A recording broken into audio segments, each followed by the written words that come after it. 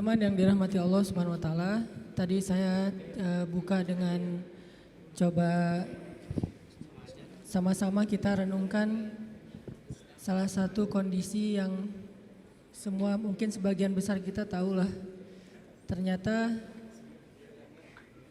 Jepang itu luar biasa ya secara moral, secara etika, secara kedisiplinan. Saya pernah pas turun dari pesawat kan ngambil bagasi dulu tuh di baggage claim. Kalau di kita kan baggage claim itu nggak ada garis pembatas ya. Jadi pada nunggu di samping baggage belt itu kan. Nah kalau mereka tuh ada garis pembatas warna merah. Itu nggak ada satu orang pun yang ngelewatin garis. Semuanya berdiri di belakang garis. Padahal di situ nggak ada petugas, nggak ada polisi, nggak ada siapapun. Kalaupun ada CCTV ya nggak ngaruh-ngaruh amat lah. Kalaupun misalnya dia berdiri sebelah kakinya di dalam lingkaran, sebelah lagi di luar. Tapi karena emang udah bisa teratur, cukup garis mengatur mereka gitu. Ada garis udah selesai, nggak akan dilanggar. Terus kalau ada orang yang mau nyebrang, itu orangnya baru berdiri di sebelah trotoar gitu. Mobil mau lewat dari jauh, mobil udah berhenti. Bukan duluan ya, kalau di kita mah orang udah jalan harus mundur lagi gara-gara mobil duluan misalnya. Kalau di sana udah ditungguin sampai orangnya jalan. Bahkan kalau di Singapura itu kartu penduduk kalau di atas usia 55 tahun kalau nggak salah itu beda ID cardnya. Kenapa? ID cardnya itu ada semacam chip yang bisa dipakai untuk kalau dia mau nyebrang. Dia tempelin kartu ID cardnya itu di lampu merah, itu lampu merahnya bakalan lebih lama dari biasanya. Kalau orang normal lewat, ID cardnya nggak bisa ditempelin, jadi lampu merahnya misalnya 30 detik, ya udah 30 detik. Tapi begitu ada aki-aki pengen lewat nih, nempelin di lampu merah itu jadi 45 detik, 50 detik. Saking menghargai orang yang tua, sampai ada sistem buat kebutuhan mereka. Jadi udah teratur banget, udah rapi banget, udah moralitasnya kalau ketemu kita tuh langsung nunduk gitu ya kan ya. Sampai turun dari pesawat itu ada yang nungguin khusus bagian kayak gitu-gitu. Nggak tahu pegel apa enggak gitu sehari-hari kayak gitu tuh. Dan itu udah biasa. Dan ketika kita belanja di salah satu tempat pembelanjaan tuh cari musola itu kalau kita kan di masjid misalnya ada yang nyari toilet di mana ya nunjuk ya. Kalau mereka nggak nunjuk dianterin. Saya nanya prayer room di mana gitu. Oh muslim ya dianterin. Ini prayer room dibukain kuncinya dikasih sajadah. Ternyata dia udah nyiapin sajadah. Terus pas dia mau ngambil sajadah dia bilang tunggu sebentar ya saya ambil sajadah dulu. Oh iya dia ambil sajadah. Pas dia datang dia bilang maaf ya udah nunggu lama. Coba. Kita yang pengen sholat kita yang ngerepotin dia yang minta maaf ya nunggu lama saya ngambil sajadah dulu. Oh iya nggak apa-apa. Akhirnya kasih sajadah. Luar biasa emang secara moral. Dan tetap di negeri-negeri yang lain juga ada orang-orang baik kayak gitu. Cuman kalau ini udah sistemik, bukan cuma sekedar improve orang secara personal, tapi udah sistemik. Jadi udah tersistem di mana-mana kayak gitu. Kalau belanja nanya dari mana Indonesia kan Indonesia Jepang mungkin secara kemajuan negaranya mungkin beda lah ya. Harusnya mereka sebagai negara maju pas tahu dari Indonesia biasa aja. Beda kalau misalnya taunya kita dari mana dari Jepang. Oh iya gitu. Ini pas tahu Indonesia. Oh Indonesia kayak menghargai gitu. Respect kepada orang lain itu udah nggak usah diragukan lah. Dan saya juga salut luar biasa. Di balik semua itu ada sedikit hal yang membuat saya ngerasa oh benar ya emang nggak akan sempurna tanpa agama. Orang Jepang itu tingkat bunuh dirinya tinggi banget ternyata. Dalam setahun itu kasus bunuh diri nggak kurang dari 1000 kasus. Dan itu artinya setiap hari minimal ada 3 orang yang bunuh diri. Dan tempat favorit bunuh diri di Jepang adalah di rel kereta. Sehingga kalau misalnya udah ada yang bunuh diri di kereta, itu kereta kan pada berhenti tuh. Dan pada jadi stuck kan di beberapa stasiun gitu, beberapa jalur. Akhirnya banyak yang rugi. Maka dari pihak, kalau di kita mungkin KAI-nya, langsung nyediain bus gratis buat para pelajar untuk jadi alternatif karena keretanya nggak beroperasi, ada yang bunuh diri. Saking favoritnya bunuh diri dengan cara nabrakin diri ke kereta, akhirnya ada peraturan siapa yang bunuh diri di rel kereta berhasil atau gagal, maka keluarganya akan membayar denda sekian puluh juta. Kenapa? Karena dia bunuh diri tapi ngerugiin orang lain. Bikin semuanya jadi susah, sistemnya jadi berhenti. Sehingga dibikin peraturan, kalau bunuh diri di kereta maka keluarganya harus membayar denda sekitar kalau nggak salah hampir 90 juta. Bayar denda. Jadi keluarganya juga nahan kalau ada yang mau bunuh diri. Tapi tetap aja masih favorit. Kalau di Korea itu, Korea Selatan, favoritnya bunuh diri dengan cara loncat dari jembatan, terutama di musim dingin. Kalau di Jepang itu dengan cara nabrakin diri ke kereta, bukan ditabrak kereta, orang nabrak kereta. Kenapa bisa kayak gitu? Dan angkanya terlalu tinggi. Ada masalah dikit, bunuh diri. Kayak misalnya mereka gagal dalam satu tugas gitu. Itu saking putus asa, saking malunya, saking kayaknya udah nggak ada lagi harapan buat hidup, nggak ada lagi alasan, mereka langsung bunuh diri. Kemarin pas saya kesana tuh lagi ada kasus bunuh dirinya itu bisa ada jasa bunuh diri. Jadi ada kalau di kita mungkin ojek online, di sana bunuh diri online.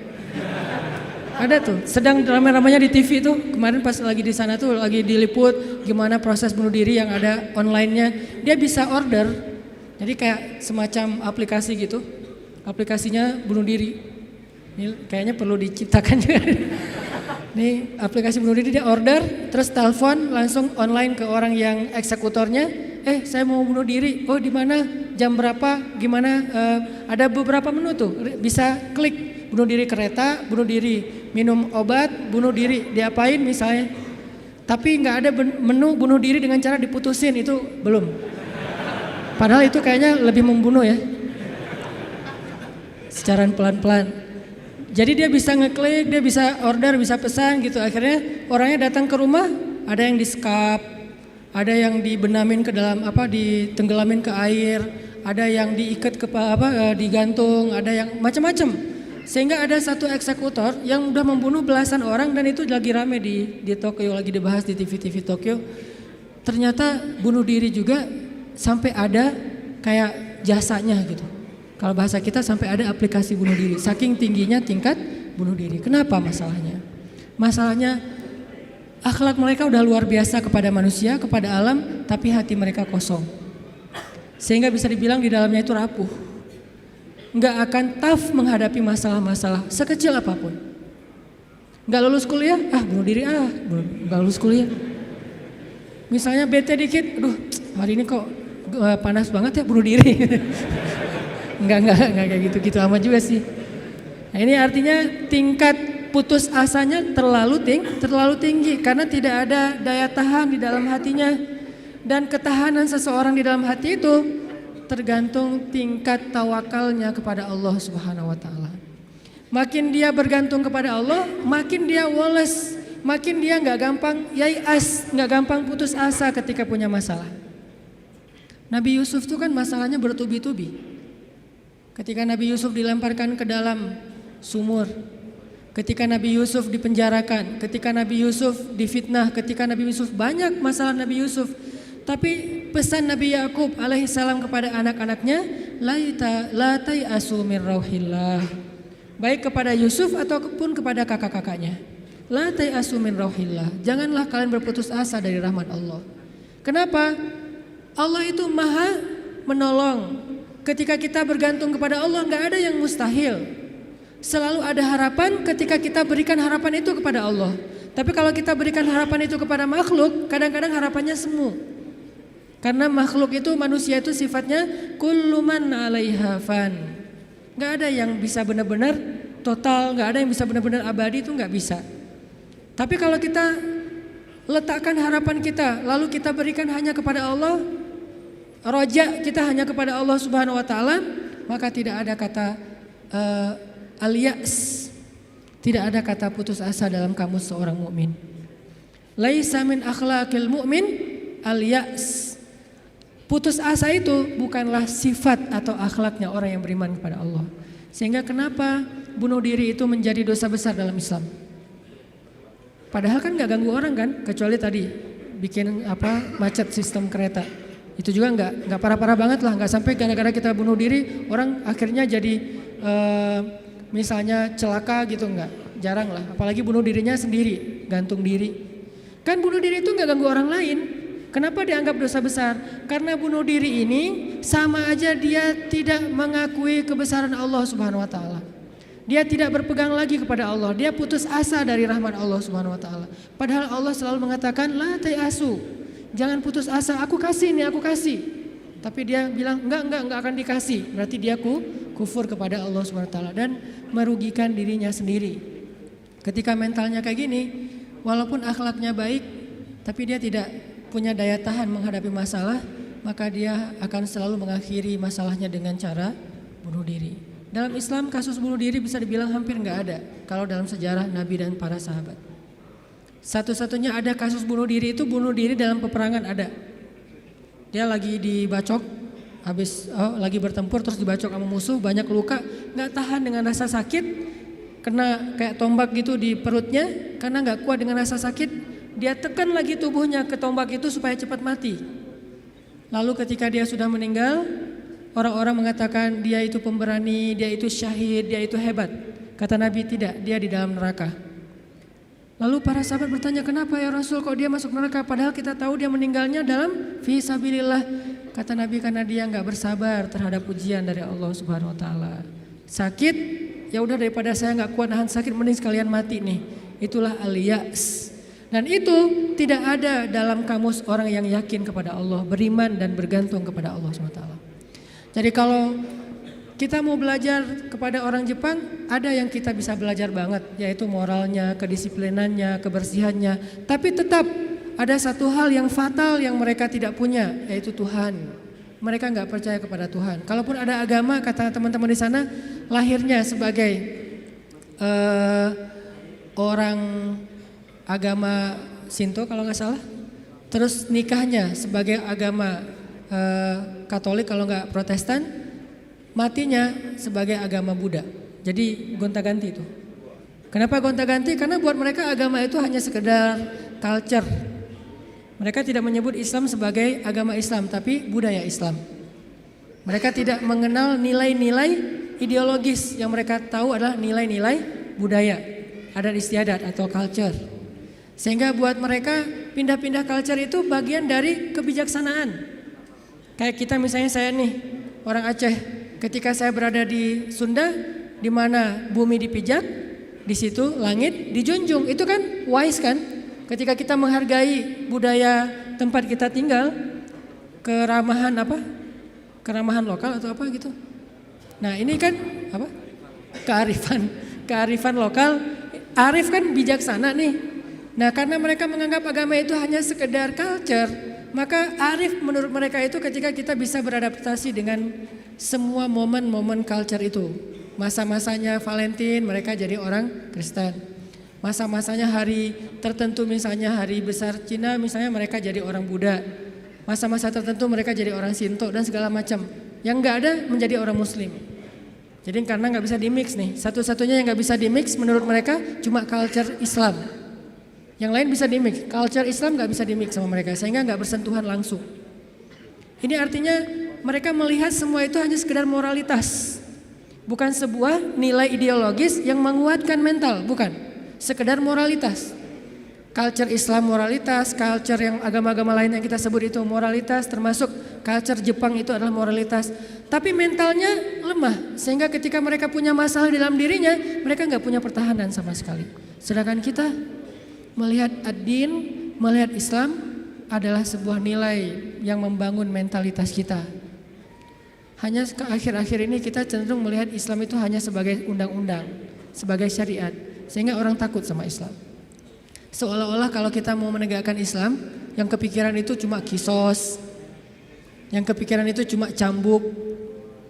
Padahal Nabi menerapkan itu juga akhir-akhir setelah mentalitasnya udah mantep nih.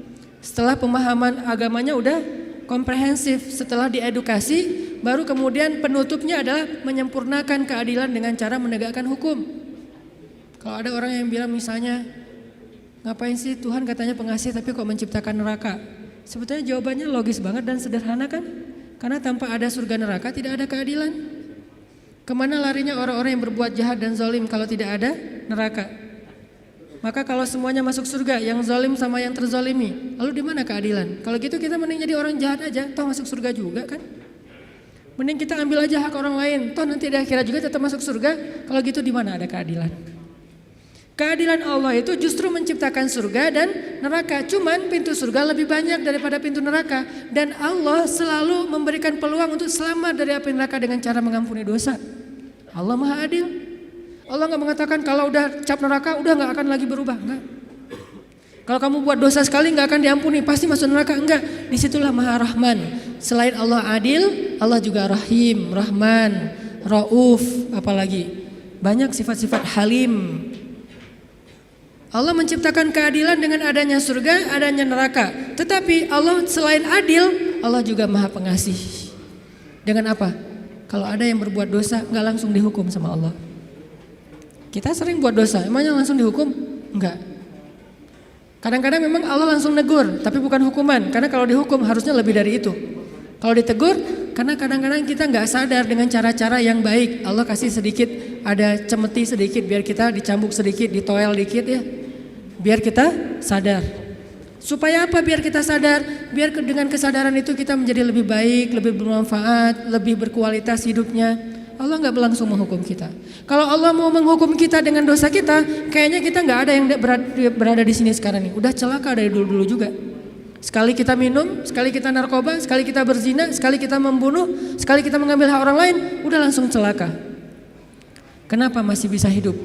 Kenapa masih bisa berada di masjid? Dan ini keistimewaan yang Allah kasih kepada kita. Orang yang sering nyakitin Allah masih diundang ke rumah Allah. Kan Allah baik banget tuh. Coba kita, ada yang sering nyakitin kita, mau diundang ke rumah kita? Dia telepon aja kita reject terus, kalau perlu di blok, gak bisa nelpon lagi, unfollow segala macam, left group. Allah kita sakitin berkali-kali, kita cuekin, kita selingkuhin dalam bahasa kita mah ya. Gimana selingkuhin? Selingkuhin akidah. Kita bilang percaya sama Allah tapi kita jalan sama yang lain. Kita bilang inna sholati wa nusuki wa mahyaya wa mamati lillahi rabbil alamin. Itu kan sama aja kayak seorang cowok bilang ke cewek, aku gak bisa hidup tanpa kamu. Iya kamu, kan gitu. Inna sholati wa nusuki wa mahyaya wa mamati lillah, iya lillah gitu kan. Tapi kenyataannya kita merasa seolah-olah Allah gak lihat, kita jalan sama yang lain. Allah tahu? Tahu banget. Kalau perempuan mungkin gak tahu kita jalan sama yang lain. Ketika nanti dia tahu, akhirnya dia shock, panik, dia luar biasa tersakiti. Tapi kalau Allah, setiap kita jalan sama yang lain tuh Allah ngelihat. Kita dekat sama yang lain, ke Allahnya enggak. Lah, yang kasih rezeki kan saya. Kenapa kamu terima kasihnya ke dia? Yang memelihara kamu kan saya. Kenapa kamu baiknya ke dia? Kok saya enggak berbuat baik kepada hamba Allah? Allah senang. Tapi kenapa kepada Allah enggak? Ini agak-agak kurang fair nih. Ke makhluk yang enggak berjasa, kita jadi baik.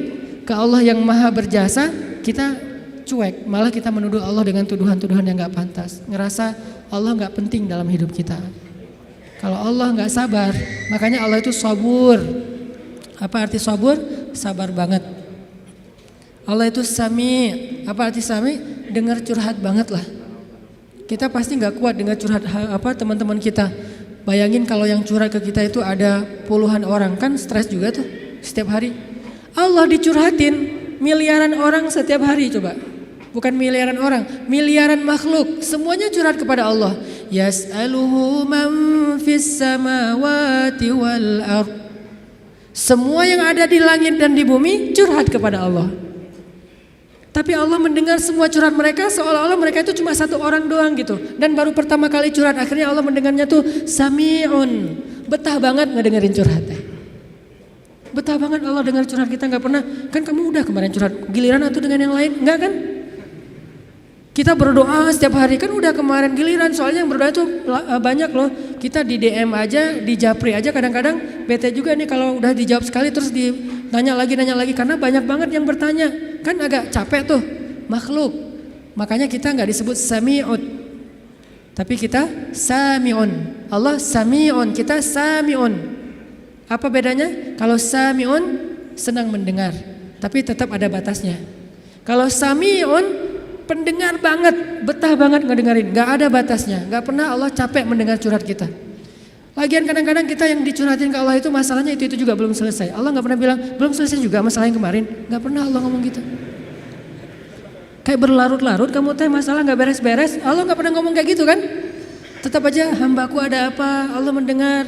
Dan bukan cuma mendengar, Allah yang ngedatangin kita ke langit dunia setiap sepertiga malam. Terus Allah bertanya, hal min dhi hajah, ada enggak di antara hambaku yang butuh sesuatu? Sini. Hal min taib, adakah di antara hambaku yang pengen taubat? Sini aku terima taubatnya. Hal min mustaghfir, adakah di antara hambaku yang pengen minta ampun? Sini aku ampuni dosanya. Allah datangin kita, Allah nawarin jasa kepada kita, masih kita bilang juga Allah enggak berjasa dalam hidup kita? Masih kita bilang kita enggak butuh Allah Subhanahu wa taala? Fa bi ayyi ala'i rabbikuma tukadziban.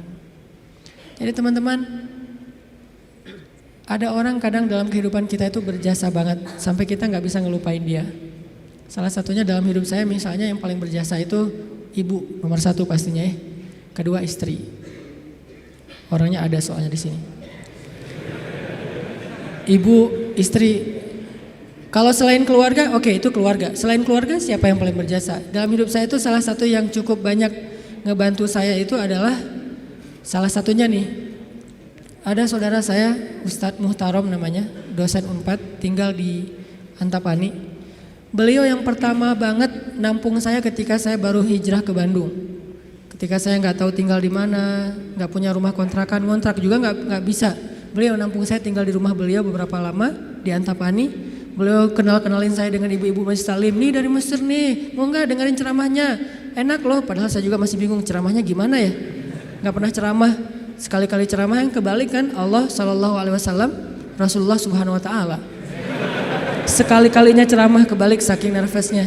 Disuruh ceramah sama Ustadz Muhtaram, ini ceramah. Akhirnya ibu-ibu ngundang-undang saya awal-awal dikenalin di Bandung. Berjasa banget. Sehingga kalau misalnya beliau miss call nggak keangkat sama saya, langsung saya telepon balik. Kalau beliau SMS, langsung saya read, langsung typing, langsung bales. Kenapa? Karena saya merasa beliau berjasa dalam hidup saya. Adakah yang lebih berjasa dalam hidup kita daripada Allah Subhanahu wa taala? Toh beliau juga hamba Allah, Allah yang mengirim beliau untuk saya. Allah yang mengirim ibunda untuk saya, Allah yang mengirim istri saya untuk saya. Kalau Allah nggak kirim istri saya buat saya, nggak mungkin saya bisa nikah sama dia. Kan saya sering cerita, saya bukan tipe dia banget. 4 pantangan pada diri dia tuh ada di saya. Ya Allah, jangan itu, jangan itu, jangan itu, jangan itu ada di saya semuanya. Coba kalau Allah nggak membolak-balikan hati dia, mana mungkin saya nikah sama dia kan? Kayak mustahil gitu, karena bukan tipe dia banget. Ya Allah, jangan yang orang Sumatera, jangan brewokan, jangan yang dop. Udah dop, brewokan pula. Jangan anak pesantren, karena mungkin beda kebiasaannya, terlalu soleh kali menurut dia gitu ya. 4-4-nya ada pada diri saya, terutama yang dop dan Sumatera nih. Orang Sumatera kuliah di Mesir, dan Mesir mah Sumateranya Arab. Arab itu kayak kita, ada Sundanya, ada Jawanya, ada Betawinya, ada Sumateranya. Mesir itu Sumateranya Arab. Di Mesir tuh nggak ada cerita kita nungguin bus di halte tuh nggak ada. Yang ada ngejar bus. Bus tuh nggak pernah berhenti untuk ngangkut penumpang, nggak ada tuh. Bus ngelihat kita lagi nungguin, malah dia iseng, makin dicepetin. Akhirnya kita kejar, wah. Koboi banget lah kehidupan di Mesir mah. Dia cuma berhenti kalau yang nungguin itu ibu-ibu. Kenapa? Karena ibu-ibu di Mesir itu raja. Gak ada yang berani sama ibu-ibu. Bener-bener queen tuh kalau ibu-ibu teh. Di Mesir ibu-ibu belanja nih ya. Mang. Apa bahasa Arabnya? Gitulah pokoknya. Mang, itu saya pengen ikan gitu ya. Oh iya. Pas diambil ternyata ikannya matanya agak-agak merah gitu. Mungkin agak-agak lama di freezer. Akhirnya bilang, ini kenapa nih ikan matanya merah? Begadang ya? Nggak jadi deh, malah saya mau ikan yang suka begadang, cari yang lain. Ganti lagi yang lain, udang aja, baunya nggak enak, ganti lagi. Berkali-kali gonta-ganti, itu yang dagang ikan tuh nggak boleh marah. Kenapa? Yang ngomong seorang perempuan. Dan di Mesir itu perempuan sangat dihormati, nggak boleh berdebat dengan perempuan, aib. Debat dengan cewek itu aib. Kalau dimarahin cewek itu aib, mending kita menghindar aja deh. Kalau kita naik bus, duduk nih, ibu-ibu naik harus berdiri. Kalau nggak berdiri itu dianggap aib, satu bus semuanya aib. Kalian laki-laki atau apa kalian teh? Ada perempuan masuk ke bus, kalian pada duduk cuek itu, malu-maluin kalau di Mesir. Sehingga kalau ada ibu-ibu naik ke dalam bus nih, cowok-cowok semuanya berdiri siap. Silakan pilih kursi yang mana aja. Ibu-ibu boleh memilih. Kalau di kita kan laki-laki memilih, enggak, salah. Ini ibu-ibu yang memilih, saya mau yang di situ. Kenapa? Cowoknya ganteng. Dia milih tuh. Terserah dia mau duduk di mana. Cuma dua, ibu-ibu sama ulama. Kalau ada ulama Al-Azhar, karena ulama Al-Azhar, dosen-dosen saya di Al-Azhar itu nggak punya mobil pribadi. Mereka hidupnya sederhana. Gajinya gede sih, tapi asal gajian langsung ngasih beasiswa kepada mahasiswa yang kurang mampu. Kalau udah gajian tuh saya ngerasain sendiri nih, dia gajian ngambil di admin ya. Karena dulu nggak ada transferan, Mesir itu agak-agak terlalu ya gitulah, manual ya, nggak ada transfer. Satu-satunya komputer di ruang admin tuh dipakai main kartu. Karena dia nggak ngerti sistem komputerisasi akun kayak gitu tuh, akuntan tuh nggak ngerti dia tuh. Tahu satu-satunya komputer dipakai main kartu. Main kartu pas kita lagi ngantri, Om kita lagi ngantri nih, ntar tunggu dulu nih, dikit lagi nih belum beres nih, gitu coba.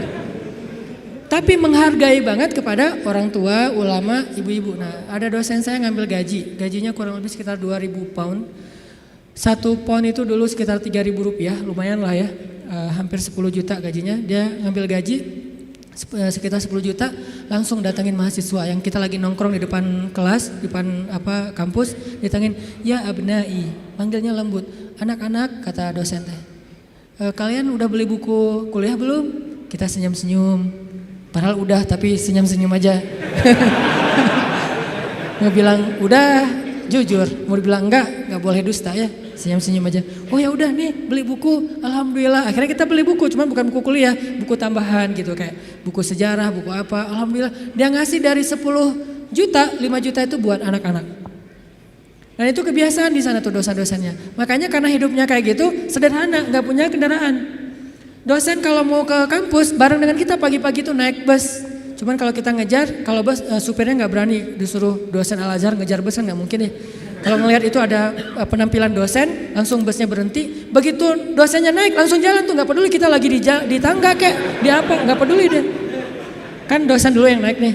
Prof silakan. Dosennya naik, baru dosennya di atas, kita masih bergelantungan tuh bus langsung jalan tuh. Sampai ada beberapa mahasiswa Malaysia karena nggak terbiasa mungkin. Mereka kan biasanya naik taksi nih, karena beasiswa dari kampus dari kerajaannya gede. Kalau kita kan beasiswanya dari Al-Azhar. Mesir itu negara miskin, tapi ngasih beasiswa puluhan ribu mahasiswa asing. Negaranya miskin, tapi bisa ngasih beasiswa, luar biasa. Nah Malaysia nggak dikasih.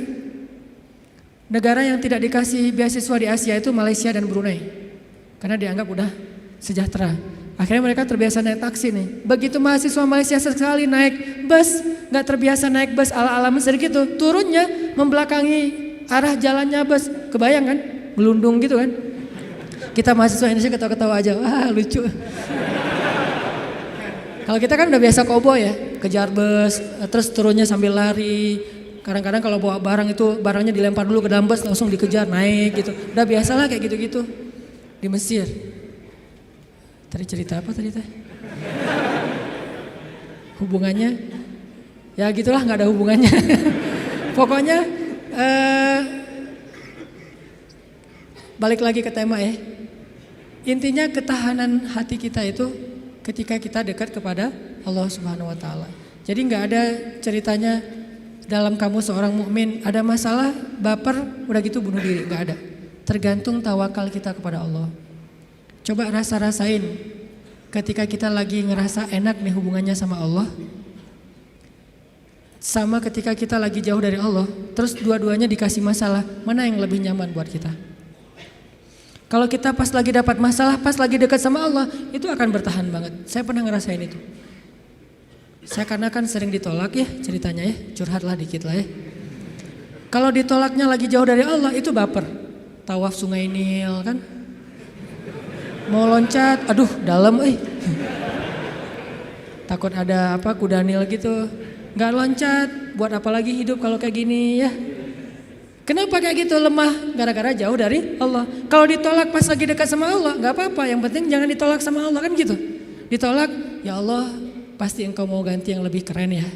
Husnuzon kan, aku tergantung prasangka hambaku. Ya udah bertahan. Orang makin dekat sama Allah makin tough, makin bisa survive dalam menghadapi masalah, makin tuh. Kenapa? Karena survive seseorang dalam menghadapi masalah itu bukan soal dia punya uang atau enggak, dia punya teman atau enggak, dia sehat apa enggak, soal mentalnya, hatinya kuat enggak menghadapi masalah, baru dia bisa tough dan survive. Ada orang yang secara fasilitas hidup udah nyaman, kenapa masih bunuh diri? Termasuk tadi tuh di Jepang itu kan jaminan sosial tinggi banget ya, luar biasa ya. Sampai ada teman saya, bukan hanya berlaku untuk warga Jepang, untuk warga asing yang kerja di Jepang tetap dapat jaminan sosial karena pajaknya tinggi. Ada teman saya yang ngelahirin, setelah dia nikah hamil lahir, itu anak biaya ngelahirinya ditanggung pemerintah, terus ibunya boleh cuti selama 6 bulan, tapi tetap dapat gaji full setiap bulan. Cuti 6 bulan, gaji fullnya setiap bulan. Ditambah lagi dengan bonus karena udah punya anak. Dikasih bonus, jadi punya anak dikasih bonus. Makanya di sana tuh kayaknya orang menikah itu semangat ya, nggak pengen istiqomah jomblo lah ya. Karena jomblo nggak ada bonus di sana. Begitu nikah dapat bonus, begitu punya anak dapat bonus. Tapi ada batasannya, anak nggak boleh banyak-banyak juga. Makin nambah anak, makin nambah pajak. Jaminan sosialnya tuh tinggi. Tapi kenapa kok malah gampang putus asa? Padahal secara fasilitas hidup sudah tercukupi. Mental. Mungkin secara etika keren lah, pokoknya ngacung jempol pokoknya. Tapi kalau mentalnya lemah, kosong. Ada yang gersang di dalam hatinya karena tidak diisi dengan kata Allah di dalam hati mereka. Di satu sisi kita perlu belajar kepada mereka, di sisi yang lain mereka perlu belajar kepada mukmin. Salah satunya mukmin di Indonesia. Ketika kita jauh dari Allah, mulai naik tingkat kriminal, mulai naik tingkat bunuh diri, mulai banyak orang yang putus asa, mulai banyak orang yang mengeluh, terjadilah krisis sosial. Itu ketika jauh dari Allah. Sejak kapan dalam persepsi kita miskin itu masalah? Di zaman Nabi miskin itu bukan masalah. Masalah itu fakir, bukan miskin. Di zaman Nabi malah berdoa jadi pengen jadi orang miskin. Ya Allah, hidupkan saya sebagai orang miskin, matikan saya sebagai orang miskin, bangkitkan saya bersama orang miskin. Nabi itu cuma bilang hampir-hampir kefakiran itu menyebabkan orang kufur. Itu teks hadisnya, kadal fakru ayyakuna kufran, bukan miskin jadi kufur. Nggak ada teks kayak gitu. Terjemahan kita yang keliru. Orang miskin itu dekat dengan kekufuran. Nggak ada teks hadis kayak gitu. Yang ada fakir dekat dengan kekufuran. Terus apa bedanya miskin dengan fakir? Miskin itu kurang harta, kalau fakir itu kurang syukur. Makanya Nabi dalam konteks miskin malah berdoa pengen jadi orang miskin supaya hisabnya gampang. Tapi kalau dalam konteks fakir, Nabi malah bertauz, Allahumma inni a'udzubika minal fakri. Ya Allah, aku berlindung kepadamu dari kefakiran. Maksud kefakiran di dalam doa Nabi itu bukan kurang harta, tapi kurang syukur, kurang qanaah dengan apa yang diberikan Allah Subhanahu wa taala. Mental. Makanya salah satu misi Allah menurunkan Islam, mengutus Nabi Muhammad SAW itu adalah membangun mentalitas manusia yang kita sebut dengan mukmin muslim. Mentalnya yang dibangun, sehingga dengan mental itu lahirlah kebaikan-kebaikan yang sifatnya moral, kebaikan yang sifatnya akhlak, kebaikan yang sifatnya ritual, ibadah. Tapi semuanya berawal dari mental, termasuk sabar, mental.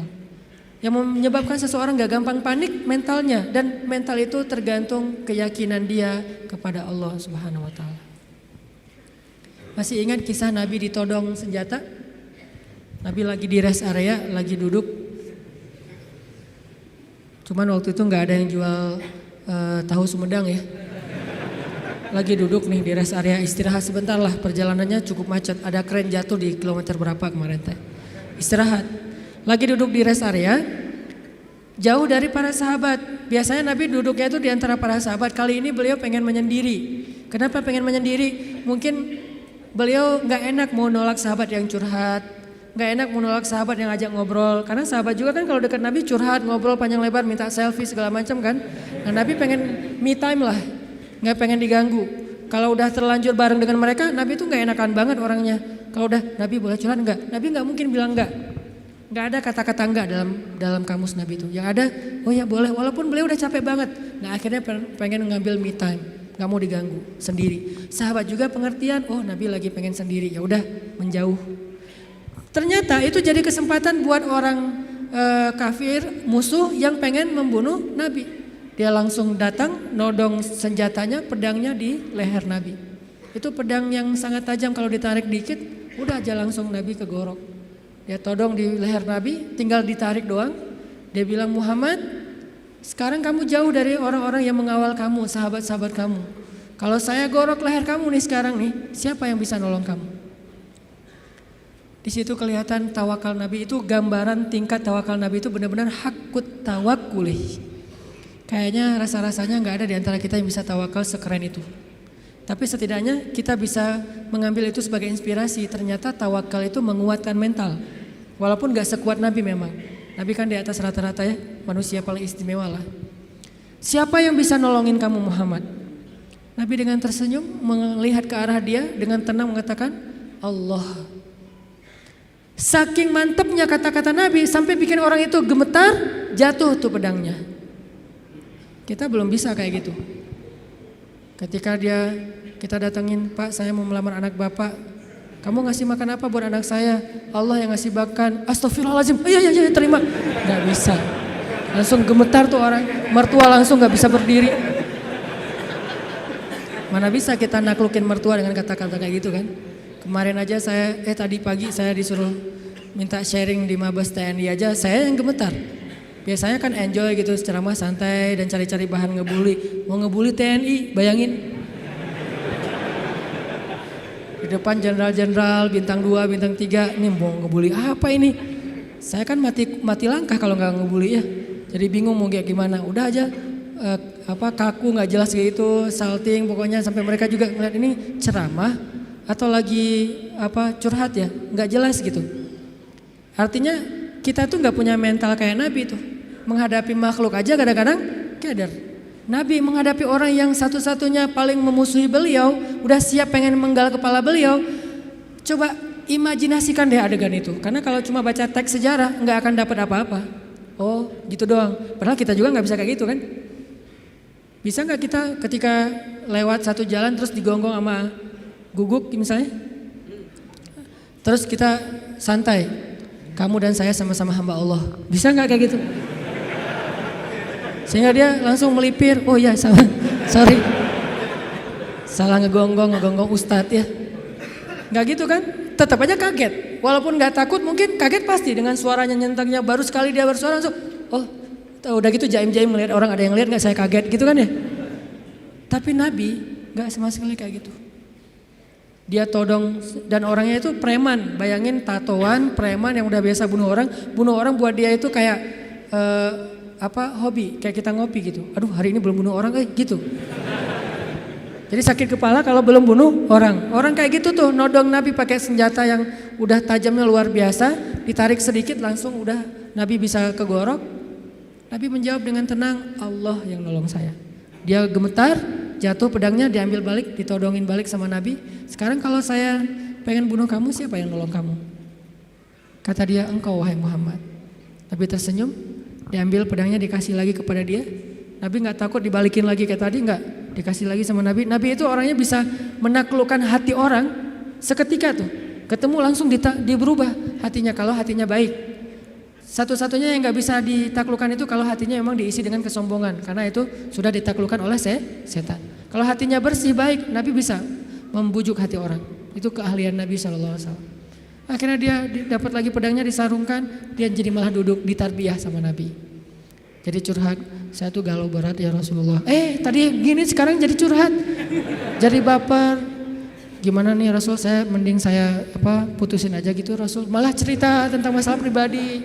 Nabi kasih solusi, Nabi tepuk-tepuk punggungnya. Ya udah sabar ya, jangan terlalu baper, kan ada Allah. Oh iya ya benar Rasulullah. Saya boleh izin pulang ke negeri saya Rasulullah, buat apa? Saya pengen ngasih tahu ke orang-orang supaya masuk Islam. Agama Islam itu luar biasa. Dia pulang ke kampungnya, dia ceritakan kepada orang lain tentang pengalaman dia ketemu Nabi. Akhirnya berbondong-bondong orang masuk Islam. Kenapa Nabi bisa woles kayak gitu? Enggak panik. Pernah juga di kota Madinah, suatu malam ada kedengaran suara dari tengah padang pasir. Itu suara paling aneh. Kita nggak bisa meniru, yang jelas ilustrasinya suara itu bisa bikin orang kayak Umar ketakutan, bayangin. Suara yang bisa bikin orang kayak Umar, kan kita tahu keberanian Umar. Setan aja takut sama Umar kan? Tapi Umar kali ini takut dengan suara itu, coba. Umar lewat jalan misalnya nih depan Pusdai lewat nih, udah steril, setan gak bakalan lewat jalan situ. Langsung di dalam Google Map setan itu merah. Jangan ngambil jalan itu, kenapa? Udah merah, lewatin sama Umar. Jadi udah forbidden buat setan. Tapi Umar pada malam itu ketika mendengar suara di tengah padang pasir, ketakutan. Sehingga ketika semua penduduk Madinah mendengar suara yang luar biasa, seperti suara makhluk yang lagi marah-marah nih. Suara setan kalau menurut ulama, walaupun Nabi gak nyebut kayak gitu. Suara setan yang lagi ngamuk-ngamuk, bayangin. Orang aja ngamuk kan kelihatan ya. Apalagi setan ngamuk, bayangin. Setan ngamuk, bukan jin, setan. Arti setan tuh jin yang paling premannya jin lah. Tuh jagarnya jin ngamuk. Diobrak-abrik semuanya sama dia. Lagi ngamuk nih setan, suaranya luar biasa kayak yang pernah sempat viral di YouTube ya. Gak tahu itu suara apa di dalam perut bumi, terdengar di beberapa penjuru dunia. Entah benar, entah editan, saya gak ngerti lah. Yang jelas suara kayak gitu tuh pernah terdengar di zaman Nabi. Dan lebih ngeri lagi tuh. Ada yang ngamuk luar biasa. Terus para sahabat berkumpul di Masjid Nabawi. Bayangin, sahabat malam-malam itu keluar dari rumah mereka, pengen cari tahu suara apa, tapi gak ada yang berani keluar sendiri. Akhirnya ngumpul di depan masjid. Udah ngumpul di depan masjid, mereka cari Nabi. Kan rumah Nabi di sebelah masjid. Rasulullah mana? Rasulullah mana? Umar. Terus sekelas Sa'ad bin Abi Waqqas, Abu Ubaidah bin Jarrah yang udah gak takut mati sama sekali. Orang-orang yang pemberani lah. Tapi ngumpulnya di depan masjid karena gak berani keluar sendiri ke tengah padang pasir gara-gara saking seremnya tuh suara. Udah ngumpul, cari-cari Nabi, tiba-tiba mereka ngelihat sosok seorang laki-laki datang dari tengah kegelapan padang pasir. Dia pegang pedang di atas pundaknya, gak pakai baju, cuma pakai celana, badannya bagus. Kalau kita nggak pakai baju malu-maluin ya, Nabi nggak pakai baju keren lah, nggak pakai baju cuma pakai celana, badannya bagus, terus pakai pedang gitu kan bener-bener kayak cerita gladiator atau siapalah Hollywood gitu kan, naik kuda tuh gagah sendiri dari tengah kegelapan padang pasir sendiri datang, dari kejauhan ditanya siapa, ternyata Rasulullah SAW. Jadi kalau ada yang menganggap Nabi pengecut, banyak bukti Nabi itu pemberani, cuman nggak sok jagoan Nabi teh, nggak konyol. Nabi kalau misalnya berstrategi dalam perang, Nabi ada istilah dakwah sembunyi-sembunyi, bukan karena Nabi takut kepada orang Quraisy. Karena kalau Nabi dakwahnya belak-belakan, nggak pakai strategi, terus beliau dibantu oleh Allah dengan mujizat, maka kita nggak bisa niru strategi dakwah Nabi, soalnya kita nggak punya mujizat. Nabi mencontohkan yang paling mudah ditiru, bukan yang paling mudah untuk beliau. Kalau mau, Nabi bisa berdakwah itu nggak butuh Abu Bakar, nggak butuh Khadijah, sendiri aja. Kalau ada Abu Jahal nantang beliau, beliau tinggal bilang ya Allah hancurkan nih orang, langsung mati itu mendadak. Mudah banget buat Nabi. Toh bulan aja dibelah sama Nabi dengan seizin Allah kan. Ketika ditantang Muhammad, kalau kamu emang Nabi coba lo belah tuh bulan. Kalau saya bisa membelah bulan, apakah kalian beriman? Ya, kita lihat aja nanti. Posting dulu pokoknya. Akhirnya Nabi Bismillah ya Allahu Akbar, kebelah bulan, benar-benar kebelah dua. Mereka bilang Muhammad telah menyihir mata kita. Kata Nabi Muhammad, kalau kalian merasa mata kalian yang tersihir, ini hanya halusinasi, coba kita tanya kepada musafir yang sebentar lagi datang dari tengah padang pasir. Apakah mereka melihat malam ini bulan terbelah? Kan gak mungkin saya menyihir orang yang jauh. Ternyata datanglah musafir dari tengah padang pasir lewat kota Mekah, karena Mekah ini salah satu transit juga. Orang-orang langsung berkumpul nanya, apakah kalian melihat kejanggalan di langit malam ini? Ya, kejanggalan apa? Bulan terbelah. Ternyata Muhammad itu adalah Lord of the Ring, bapaknya para penyihir. Bukan kita doang yang disihir, musafir juga disihir. Tetap gak beriman. Nabi itu kalau mau ngandelin mujizat bisa banget, tapi kita kan gak bisa niru.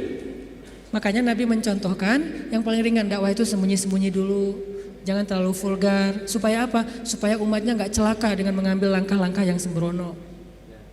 Nabi itu paling pemberani, cuman gak pamer.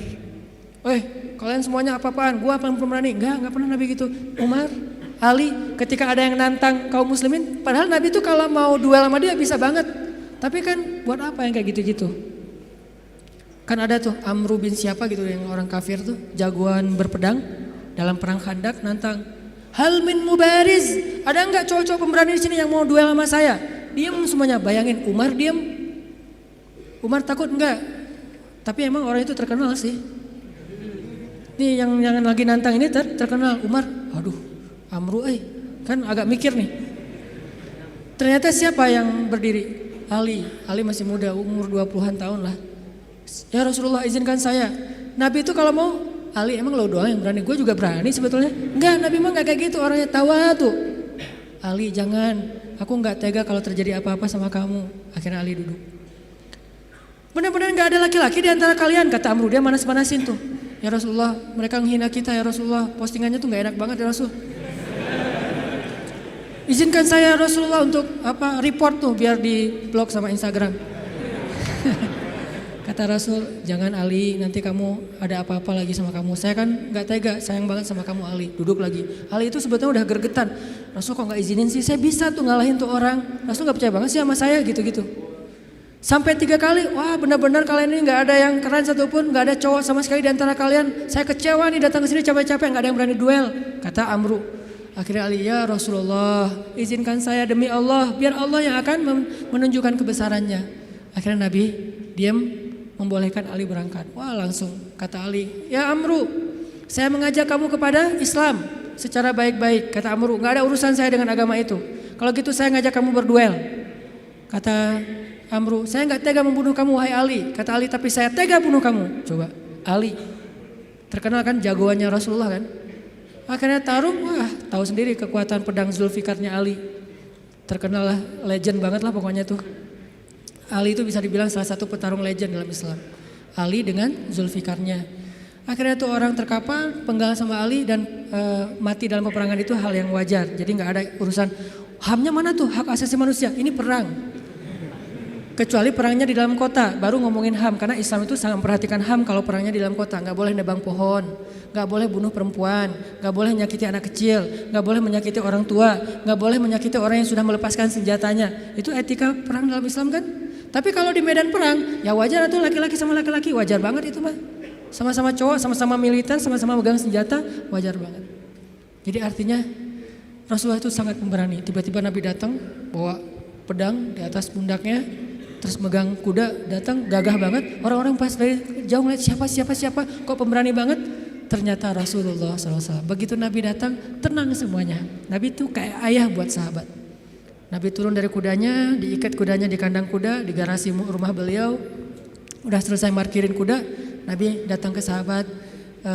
Ya udah ya, udah bubar ya, udah selesai. Kata sahabat, Nabi ada apa sih di luar? Tadi kedengaran suaranya serem banget. Kata Nabi, udah beres. Gitu. Nabi nggak cerita. Saking Nabi bijak. Kan kalau kita mah habis kayak gitu kan ceritanya panjang tuh ya. Wah gua tadi habis tarung loh sama dia. Kan gitu ya. Nggak bijak banget kita mah. Kalau Nabi bijak, udah beres. Nggak, gua habis tarung, wah babak belur lah pokoknya. Dia udah nggak patah kaki, patah tangan.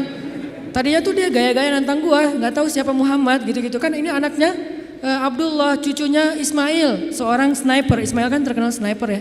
Mata Ismail itu turun kepada Nabi Muhammad, mata yang tajam. Salah satu keistimewaan Nabi itu matanya tajam, sehingga beliau itu nggak pernah meleset dari memanah. Cuman kenapa nggak terkenal? Karena Nabi nggak suka manah seseorang yang tidak layak. Nah kita mah cuman manah calon juga nggak kena kan ya. Gagal lagi. Insya Allah nanti saya sharing cara memanah.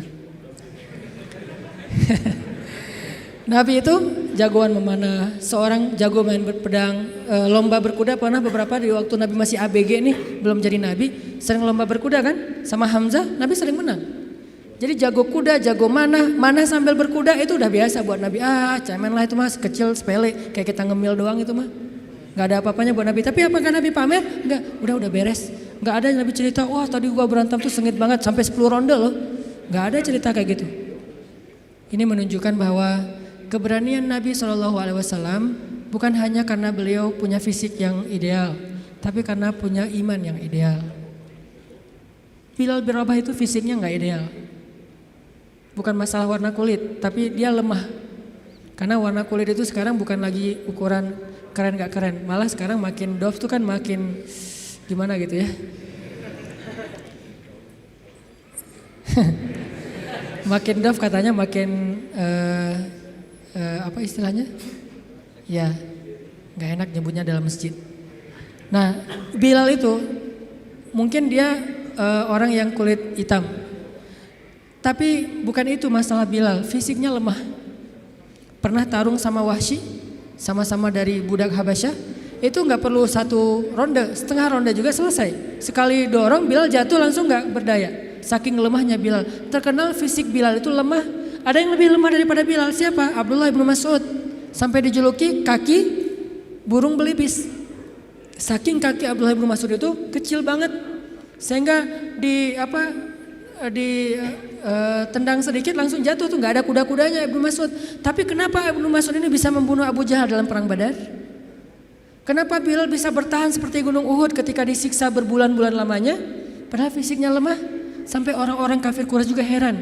Sekarang siapa yang kuat? Dulu kita pikir Wahsy itu kuat, dulu kita pikir Umayyah bin Khalaf kuat, tapi ternyata Bilal lebih kuat dari mereka semuanya ketika sudah beriman. Lalu ketika mereka bertanya kepada Bilal, "Ya Bilal, setan apa yang merasuki kamu tiba-tiba kamu jadi orang yang tangguh?" Kata Bilal, "Iman, bukan setan. Iman yang masuk ke dalam hati saya dan itu meneguhkan seseorang." Watsabbit aqdamana, jadi sabat. Makanya teman-teman, kalau kita mau nggak gampang panik, mau woles, mau survive, mau tough menghadapi masalah, mau terisi jiwa kita sehingga kita selalu punya hope, punya harapan dan tidak pernah berputus asa, isilah hati kita dengan iman kepada Allah. Gimana mengisi hati kita dengan iman? Belajar yakin sama Allah. Buat saya agama itu bukan wawasan, bukan sekedar wawasan, tapi agama itu motivasi. Karena kita udah belajar banyak wawasan agama, kalau nggak ada dorongan motivasi nggak beramal juga. Kita butuh motivasi agama, motivasi akidah, bukan ilmu akidah doang. Motivasi fikih bukan cuma tahu hukum fikih, motivasi akhlak bukan cuma tahu norma-norma akhlak. Nah, salah satu motivasi akidah adalah belajar yakin sama Allah. Karena walaupun kita tahu Allah itu rububiyah, Allah itu asma, sifat, uluhiyah, Allah itu ayat kursi, Allah itu surat Al-Muluk, Allah itu Al-Ikhlas.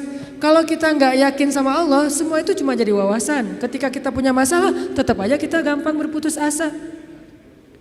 Jadi putus asa nggak putus asa, bukan dia berstatus ustadz, LC, MA, doktor, ulama, tapi siapa yang diantara mereka paling yakin dan berserah diri kepada Allah SWT, itulah yang bertahan. Nanti silakan baca di dalam Al-Quran kisah-kisah ketika para sahabat terjepit, ketika para sahabat dalam keadaan lemah, apa yang membuat mereka kuat? Hasbunallah, cukup bagi kami Allah. Dan kata-kata itu kalau di kita sekedar zikir, kalau di mereka iman. Kalau sekedar zikir nggak ngaruh buat mental kita, walaupun tetap berpahala pastinya kalau ikhlas. Tapi ke mental kita nggak ngaruh, kita udah bilang hasbiallah, kok saya masih galau Ustadz, berarti belum jadi iman, belum jadi belief, belum jadi faith, baru sekedar kata-kata dalam bentuk ritual zikir, baru jadi syair buat kita. La haula wala quwata illa billah, subhanallah, alhamdulillah, Allahu akbar, baru jadi syair-syair yang berpahala buat kita, tapi belum menjadi motivasi dan keyakinan di dalam hati kita. Belajar yakin, jadi ilmu itu tempatnya di sini. Bukan di sini. Di sini mah bonus. Tapi kalau di sini banyak, di sini nggak ada, maka ilmu itu tidak berarti apa-apa di sisi Allah. Kalau di sini ada, walaupun di sini sedikit, maka itu jadi sesuatu. Bilal, siapa lagi? Yang ilmunya sedikit tapi amalnya luar biasa. Khalid itu kan kalau sholat ayatnya itu aja ya. Asal sholat Al-Ikhlas, asal sholat Al-Ikhlas. Kita banget lah pokoknya. Jadi ada teladan nih, kenapa lo ikhlas terus kayak Khalid? Khalid itu kalau sholat ayatnya ayat-ayat pendek gitu. Sampai orang komplain, kan dia sebagai amir ya, sebagai komandan militer, begitu sholat di lapangan, di tempat peperangan, dia ngimamin sholat. Orang udah bisa nebak, lihat aja ya, pasti kalau nggak Al-Ikhlas, Al-Falaq, An-Nas. Kayak kita banget lah pokoknya, Al-Ikhlas, Al-Falaq, An-Nas. Dan itu udah otomatis, nggak sengaja lagi, udah kayak gitu, emang udah ngalir. Satu paket, sholat pasti itu. Sampai orang komplain, Khalid, kangen sekali-kali ganti ayat yang lain. Sekali-kali ayatnya yang panjang gitu, biar kita lebih semangat. Kata Khalid, maaf ya, hafalan saya cuma segitu-segitunya. Soalnya saya sibuk dengan tugas-tugas militer, jadi gak sempat ngafal Quran. Kalau kita tugas militer enggak, hafal juga enggak ya. Kalau Khalid karena sibuk dengan tugas militer, dia sebagai jenderal bintang 4, yang tugas ekspansi militernya tuh banyak banget. Merintis dari awal sampai ke Irak, ke Yaman, ke Suriah, kemana-mana lah. Akhirnya nggak sempat ngafal Quran secara konsen kayak Ibnu Mas'ud, Ibnu Abbas. Maaf ya gitu. Tapi tetap amalnya banyak walaupun hafalannya sedikit. Kenapa? Karena ilmu buat mereka tempatnya bukan di dalam wawasan kepala, tetapi keyakinan di dalam hati. Belajar iman. Belajar yakin kepada Allah. Sehingga kita tetap respect kepada orang-orang Jepang dalam urusan moralitas, tapi kadang kita merasa kasihan kepada mereka. Moralitasnya udah sempurna, tapi kenapa mereka bisa baik kepada makhluk, nggak bisa baik kepada Khalik yang udah ngasih semua kebaikan itu untuk mereka? Agak-agak kurang fair nih. Kurang kayaknya ada yang klise. Ke manusia baik, ke alam baik, tapi ke pencipta manusia dan alam nggak diakui gitu. Ini kan agak klise ya. Nah ini kita agak kasihan. Nah, alhamdulillah teman-teman Indonesia di sana tuh giat banget melakukan dakwah sehingga banyak banget orang Jepang yang udah masuk Islam. Ketika dia masuk Islam dia sadar, oh ternyata emang ini yang dibutuhkan bangsa Jepang selama ini. Yang lain udah keren lah, tapi ini masih kurang nih. Mereka sendiri yang testimoni yang nggak dipunyai oleh bangsa Jepang itu adalah Islam. Kalau punya Islam sempurna, udah nggak ada lagi yang perlu dikritisi, udah nggak ada lagi yang perlu dicari-cari celahnya, udah ideal banget. Tapi itulah makhluk.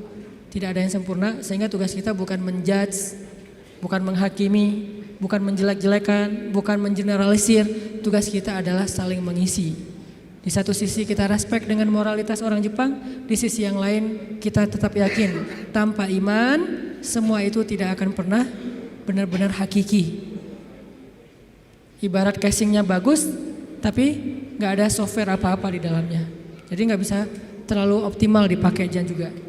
Itulah kita. Mudah-mudahan kita belajar juga kepada bangsa-bangsa yang udah modern tapi mereka disiplin walaupun mereka nggak tahu teks-teks agama supaya nggak jadi bumerang buat agama kita teman-teman. Kalau selama ini mungkin banyak yang ngelihat Islam itu sesuatu dengan sebelah mata, bukan Islamnya yang remeh, bukan Islamnya yang nggak sempurna, yang nggak ideal. Kita yang belum menunjukkan idealnya Islam kepada manusia. Bisa jadi yang menjelek-jelekan Islam itu bukan orang di luar Islam. Kita sendiri tanpa kita sadari. Gimana caranya menjelekkan Islam? Kita mungkin gak menghina Islam, gak menghina Al-Quran, gak menghina hadis. Tapi akhlak kita yang gak sabar, sama saja seperti kita menampilkan wajah Islam yang tidak ideal, yaitu wajah kita atau akhlak kita. Ketika kita memakai baju Islam, di situ ada tanggung jawab besar. Kita harus tunjukkan Islam yang indah, Islam yang ideal kepada semua manusia. Saya juga kadang-kadang sedih ngelihat Arab Saudi terutama karena di situ pusatnya Islam kan. Ketika kita udah sering ke luar negeri, ke Jepang, ke Korea, ke Singapura, kemana-mana gitu yang teratur, pergi ke negeri pusatnya Islam, baru juga sampai di bandara, baru di imigrasi itu kita udah kayak jomplang banget gitu. Di Singapura imigrasinya kalau misalnya kita bawa bayi dikasih jalur khusus bagi yang bawa bayi biar cepet nggak perlu ngantri. Terus kalau misalnya kita salah ngantri dikasih tahu, udah ada yang petugasnya senyum ngasih tahu, dikasih form supaya kita ngisi sambil jalan. Di Jeddah kita udah ngantri, mereka ngobrol sambil minum teh. Hei, ngobrol berdua. Ya kita ngantri nih. Kalau kita agak protes dikit, Pak, saya udah ngantri tadi, dia marah-marah kepada kita. Ini kasihan, bukan Islamnya ya, orangnya yang tidak bisa menunjukkan betapa indahnya Islam. Nabi nggak pernah nyontohin kayak gitu loh. Karena sifat Nabi itu rafah banget. Gak usah orang ngantri, orang baru ngelihat ke Nabi aja Nabi langsung senyum. Berarti mereka telah meninggalkan sunnah Nabi ketika mereka mengangkat slogan-slogan sunnah tapi mereka tidak menjalankan sunnah itu dengan lebih luas. Padahal sunnah Nabi, teladan Nabi salah satunya adalah dalam urusan akhlak yang luar biasa. Jadi kita kayak mempermalukan Nabi tuh. Ngakunya saya teman dekat dia loh, tapi gara-gara akhlak kita nggak benar tercoreng juga nama dia. Saya anaknya Bapak Fulan, gara-gara akhlak kita nggak benar, nama orang tua kita tercoreng. Kita mengaku umat Nabi, begitu kita nggak sabar, nggak menunjukkan akhlak yang disiplin, bersih, baik, woles, kita seperti mencoreng wajah Nabi yang kita cintai. Kita mencoreng wajah Islam yang kita yakini. Yang lebih berat lagi, kita mencoreng wajah Allah yang maha sempurna. Karena kita tidak menjalankan ajaran Allah yang sudah ideal ini. Jadi teman-teman, jangan sampai lagi terjadi kesalahpahaman terhadap agama, terhadap Islam, terhadap Allah. Mungkin bukan salah dia secara murni, tapi karena ngelihat realitas daily dari Muslim dan Jepang. Bukan konsep Islam dan konsep agama Shinto, bukan. Antara Muslim dengan orang Jepang. Ya kita introspeksi diri, berarti kita harus memperbaiki diri lebih lagi dari sekarang. Sehingga suatu saat orang akan melihat Islam itu bukan teori, tapi yang didisplay dari Islam itu akhlak. Teori itu main course, tapi appetizernya akhlak. Begitu datang langsung dihidangkan appetizer yang nikmat gitu, akhlak, buah, langsung dikasih jus gitu. Sementara kita appetizernya bukan akhlak, main course. Datang-datang langsung nasi goreng, lada gitu ya. Kan orang kaget ya. Kasih dulu akhlak. Supaya enak ya, buahnya tuh segar gitu, buahnya tuh manis. Udah selesai appetizer dengan buah-buahan, kasih main course, fikih, ibadah dan segala macam. Nanti closingnya, dessertnya kasih akhirat, kebesaran Allah Subhanahu Wa Taala, ideal. Nah ini tugas kita semuanya, sebagai muslim, sebagai anak muda, sebagai bangsa Indonesia, semua tanggung jawab itu ada di pundak kita. Bukan hanya di pundak ustadz, bukan hanya di pundak ulama. Siap insya Allah? Mudah-mudahan ke depan orang memeluk Islam karena takjub dan respek. Karena tanpa itu sulit bagi kita juga berdakwah, nanti malah jadi bumerang ya.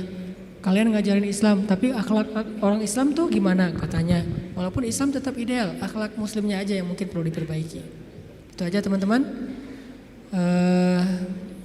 Banyak kesimpulan yang bisa kita ambil. Sederhananya adalah yuk belajar lebih yakin kepada Allah supaya fisik kita lebih baik, hati kita juga lebih baik. Sehingga kalau luar dalamnya udah sama, zahir dan batin, sirah dan sarirah, insyaallah kita menjadi seorang muslim yang kafah, muslim yang ideal. Allahumma ighfir lana dzunubana wali walidaina warhamhuma kama rabbayana shighara. Ya Allah, ampunkan dosa-dosa kami ya Allah. Yang mungkin gara-gara ketidaksabaran kami, gara-gara akhlak kami yang belum sempurna, kami secara tidak sengaja telah mencoreng kemuliaan Engkau ya Allah. Kami secara tidak sengaja telah mencoreng kemuliaan Islam. Secara tidak sengaja telah mencoreng wajah Rasulullah SAW. Ampunkan dosa-dosa kami ya Allah. Ahsin khuluqana ya Allah. Perbaikilah akhlak kami ya Allah. Kami sadar akhlak itu dalam agamamu sama pentingnya dengan ibadah, sama besar pahalanya dengan ibadah. Bahkan terkadang di sisimu akhlak lebih utama daripada ibadah-ibadah sunnah. Ajarkan kami akhlak Nabi Muhammad SAW. Ajarkan kami akhlak yang elegan, akhlak yang ideal, akhlak yang rahmah, akhlak yang menjadi penyejuk bagi orang-orang di sekitar kami ya Allah. Ya Allah ya Rahman ya Rahim, kami tahu hanya agama Islam yang paling sempurna dan ideal. Ajarkan kepada kami keidealan Islam ya Allah. Jangan biarkan kami salah faham tentang agama kami ini ya Allah, sehingga kami mengambil sebagian tetapi mencampakkan sebagian yang lain. Kami mengambil sesuatu yang sebetulnya mungkin hanya untuk pribadi kami, tapi kami tampakkan kepada orang lain sehingga kami menjadi orang-orang yang memaksakan kehendak, sedangkan agama tidak mengajarkan hal itu kepada kami. Ya Allah, ajarkan kepada kami apa yang kami tidak mengerti. Ya Allah, perindah akhlak kami seperti Engkau memperindah fisik kami. Ya Allah, jadikanlah kehadiran kami di antara manusia sebagai kebaikan. Janganlah Engkau biarkan kami menjadi beban bagi orang-orang di sekitar kami, apalagi menjadi musibah atas diri mereka. Ya Allah, menangkanlah Islam, karena kemenangan Islam berarti kemenangan terhadap kemanusiaan. Kemenangan Islam berarti kemenangan terhadap keadilan. Kemenangan Islam berarti kemenangan terhadap moralitas, dan kami yakin itu ya Allah. Kemenangan Islam bukanlah kemenangan dalam hanya paksaan-paksaan hukum, tapi kemenangan Islam adalah kemenangan akhlak, kemenangan nilai-nilai baik. Sehingga ketika Islam berkuasa di muka bumi, maka bumi akan dipenuhi dengan keadilan, baik bagi muslim bahkan kepada semua manusia. Dan kami melihat itu dalam sejarah-sejarah keagungan Islam di masa lalu ya Allah. Ya Allah, istiqomahkanlah kami di jalan-Mu ya Allah. Istiqomahkanlah kami untuk selalu dekat kepadamu ya Allah. Kuatkanlah iman di dalam hati kami ya Allah. Jangan biarkan kami menjadi orang-orang yang lemah yakinnya kepadamu ya Allah. Sehingga ketika iman kami lemah kepadamu, semuanya akan bermasalah. Semuanya akan jadi musibah. Kami akan gampang berputus asa. Ajarkan kami imannya Rasulullah SAW. Ajarkan kami imannya Umar bin Khattab, imannya Abu Bakar As-Siddiq, imannya Khadijah, imannya Aisyah, imannya para sahabat-sahabat yang mulia, baik muhajirin maupun ansar. Ya Allah, damaikanlah bangsa kami ya Allah. Hindarkanlah kami dari perdebatan-perdebatan yang hanya menambah permusuhan di antara kami. Ajarkan kami perdebatan yang elegan, perdebatan yang ilmiah, perdebatan yang dipenuhi dengan rasa saling menghargai antara satu dengan yang lain. Jauhkan kami dari permusuhan dan perpecahan belah ya Allah. Jauhkan kami kaum muslimin dari saling menuduh kesalahan atas saudara-saudara kami, dari saling menuduh kesesatan atas saudara-saudara kami. Ajarkan kami untuk bersatu hati, sebagaimana Engkau mempersatukan hati antara kaum Aus dengan kaum Khazraj, antara Muhajirin dengan Ansar. Sebagaimana Engkau mengikat hati antara Ashabul Kahfi, sebagaimana Engkau mempersatukan hati antara saudara-saudara Yusuf anak Yakub alaihissalam.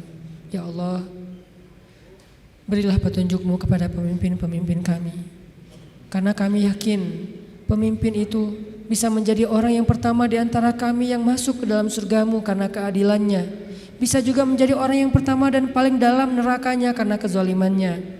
Beri petunjuk kepada pemimpin-pemimpin kami agar mereka bisa bersikap adil, pemimpin yang takut kepada Engkau ya Allah, karena ancaman yang paling besar adalah ancaman-Mu ya Allah, siksaan yang paling pedih adalah siksaan-Mu ya Allah, agar mereka menjadi pemimpin-pemimpin yang pemberani kepada makhluk tetapi takut kepada Khalik, sehingga mereka takut untuk mengambil hak-hak rakyatnya, menzolimi bangsanya, sehingga mereka takut menyia-nyiakan amanah dan wewenangnya ya Allah. Berilah rahmat-Mu kepada ulama-ulama kami ya Allah. Jadikanlah ulama di antara umat seperti matahari di siang hari. Jadikanlah ulama perannya benar-benar seperti peran Nabi di tengah-tengah para sahabat. Karena kami pernah mendengar ya Allah, Nabi bersabda, al-ulama warathatul anbiya, ulama itu adalah pewaris Nabi. Maka siapa yang menyakiti ulama sama saja dengan menyakiti Nabi. Siapa yang membantah ulama sama dengan membantah Nabi. Siapa yang menjelek-jelekan ulama, memfitnah ulama sama dengan memfitnah Nabi. Dan tidak ada yang menyakiti Nabi kecuali orang-orang munafik ya Allah. Lindungilah kami dari sifat kemunafikan. Jangan sampai kami berselisih dengan para ulama kami ya Allah, karena itu adalah dosa besar bagi kami. Engkau akan murka kepada seorang anak yang durhaka kepada ayah dan ibunya. Begitu juga Engkau murka kepada seorang umat yang durhaka berbantah-bantahan kepada ulamanya. Ya Allah, ajarkan kami menjadi suami yang teladan bagi istri dan anak-anak kami, teladan yang baik. Ajarkan kami menjadi istri yang taat kepada suami, menjadi penyejuk bagi hati suami-suami kami ya Allah, sebagaimana Khadijah, sebagaimana Aisyah menjadi penyejuk hati bagi Rasulullah SAW. Ajarkan kami menjadi seorang suami yang penyabar, seperti sabarnya Rasulullah, seperti sabarnya Umar, seperti sabarnya Ali bin Abi Thalib radhiyallahu anhum ajma'in. Ya Allah, berkahilah negeri kami, bantulah dakwah kami.